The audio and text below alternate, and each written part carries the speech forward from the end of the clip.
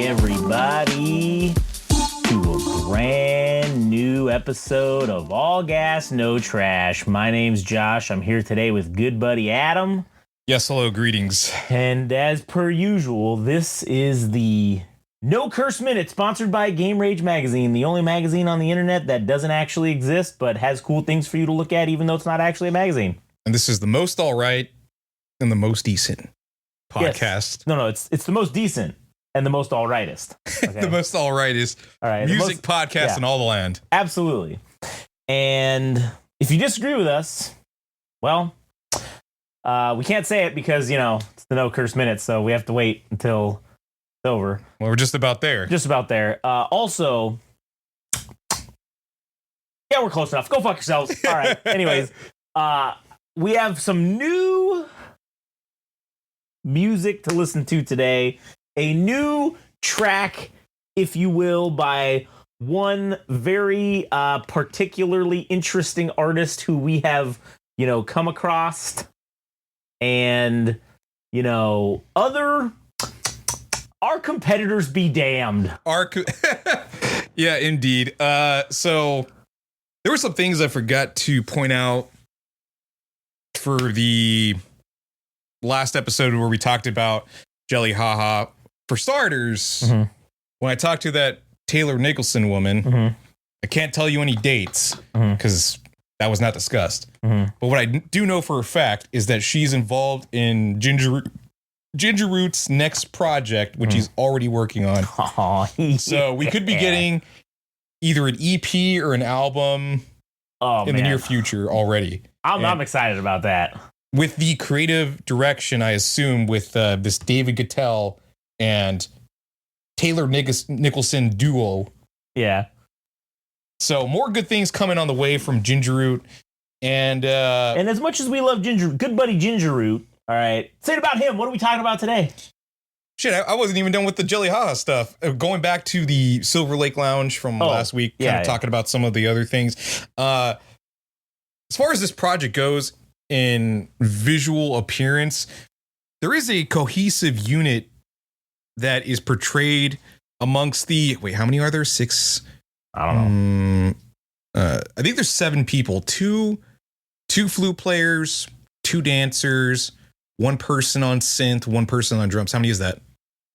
I wasn't counting. Was I supposed to be counting? I think I was 7. Wait, 7 total. What's that machine thing? Is that synth? It's a synthesizer. It's a modular synthesizer, as I came to find out. Oh.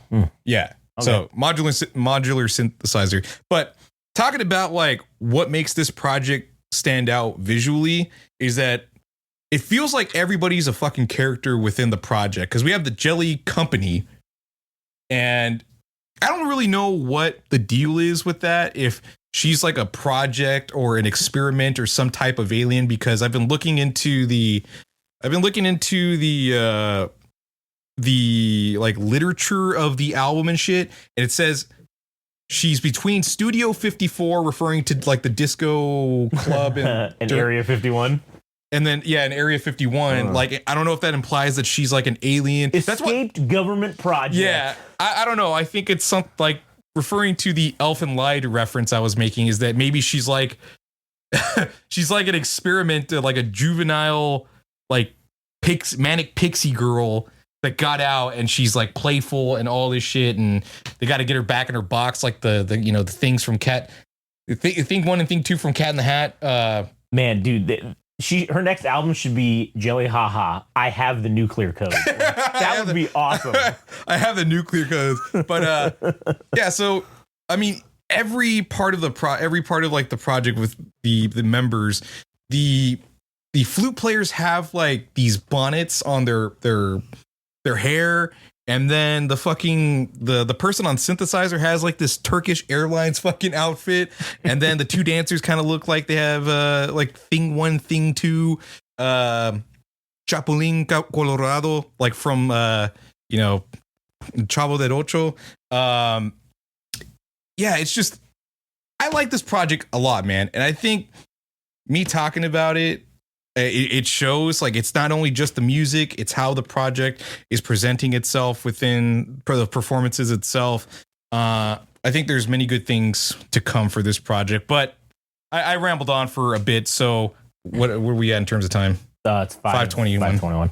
All right. So what we're going to do here is Gelli Haha had released a single that was released the day of the show, and it somehow slipped me. Got caught with my pants down again. Dude, she's just fucking throwing you for a loop. Yeah. She must have some kind of weird psychic like powers or something, and she just like threw a block into you just to fuck with you. Yeah, the second single has hit Mr. President.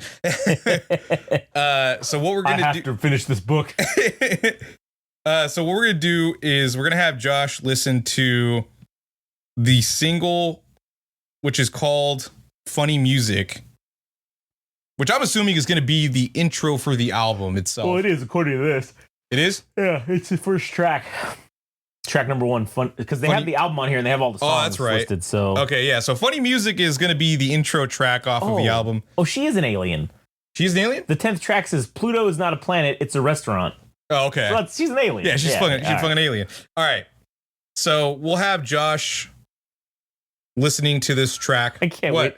I can't wait to hear track number 5. Piss artist. Piss artist. Well, I mean, there's stuff. There's exposition written about that specific. That song. Yeah, I don't know. I forgot what it says about it. I can look it up real quickly. Piss artist. You said right. Well, let's get this track going while you're looking that up. So this will be.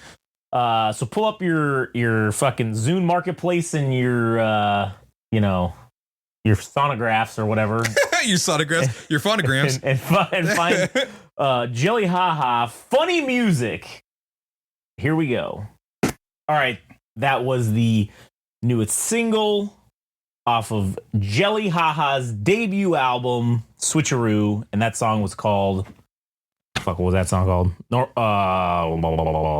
Funny Music. There you go. Funny Music. All right. So before I get into it, of what I think, okay, I just want to say, I just want to give a big ups to the homie Gelli Haha for employing these two flautists, because I imagine as a flautist, it's probably difficult to get a job that's not in some like stuffy ass fucking orchestra with like a dude who's 150 who thinks he's like the second coming of Beethoven, fucking standing there trying to conduct you. And I imagine that fucking has got to be horrific for a young flautist who has come out of musical flute school, whatever. I don't know what it's called for them, but I imagine it's got to suck. It's kind of like getting out of college and going to a 9 to 5 and you're like, God, this fucking sucks. Like, yeah, maybe I enjoy what I'm doing, but man, this environment's terrible.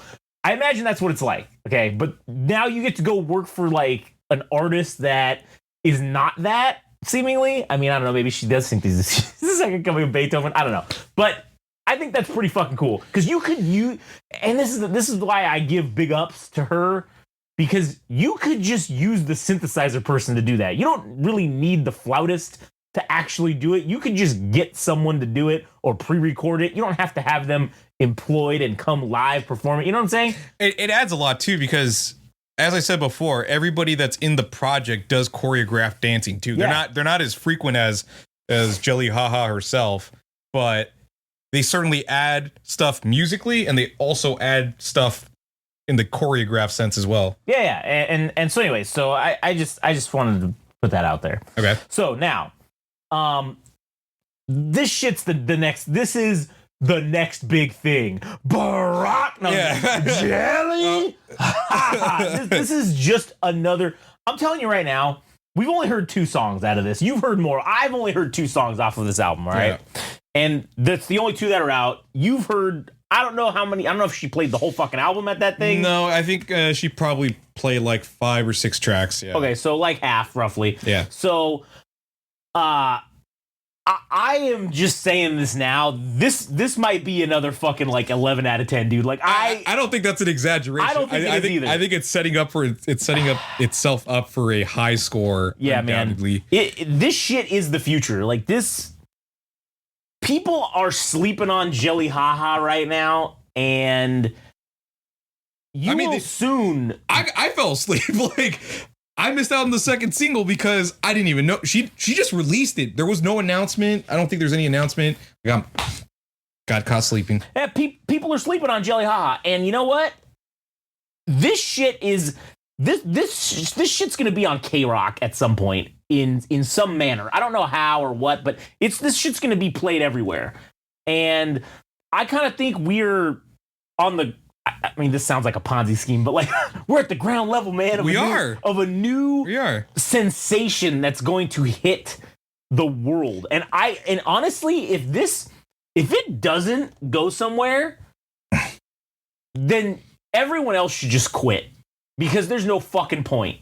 Because if someone like her, as talented as she is with this project, if this doesn't work, everybody involved. Yeah, everyone involved. If this doesn't work, everyone else in the music industry should just give up, because then there's no hope. There's no hope for you. Because if you, with your lackluster effort and your fucking barely wanting to do hardly any fucking work, you ain't gonna get nowhere. All right. So, anyways, yeah. Sorry, go ahead. Yeah, I love this song because there is like a spacey quality to it, and the fact that they're mentioning within a one phrase sentence that it's between Studio 54, the one time disco oriented club back in the 70s, and Area 51. Yeah. That's kind of telling that she might be some kind of like alien or some interdimensional being. Who the fuck knows what she is? I like that bonk at the end. That was pretty cool. Dude, that rolling like bass line. Yeah, man, that thing was sweet. And then the synthesizer with the beep, beep, beep. Oh, man.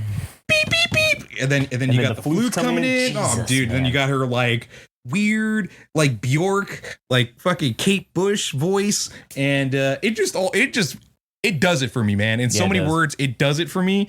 And it just gives me the idea that we're going to be... how many tracks are on this album? I think there's 10. 10 tracks on this album? 10 tracks. I think we're in for a real fucking treat. Oh, we are. And if it hasn't already been mentioned, this thing is releasing on June 27th. So this is towards the end of June that we're going to be getting this debut album. So I want to transition over to one other topic in relation to this episode. So what was it? 12:35. 12:35. Okay. Yeet. So I did some homework. Okay. In relation to Gelli Haha. Oh. So I went over to Innovative Leisure and I started looking into each of their artists. They have 30 artists currently on their roster, right? Quite a few. Good number. And I looked into the booking agencies of every single one. And? Well, so here's what I could draw up from the information available on the internet. Okay.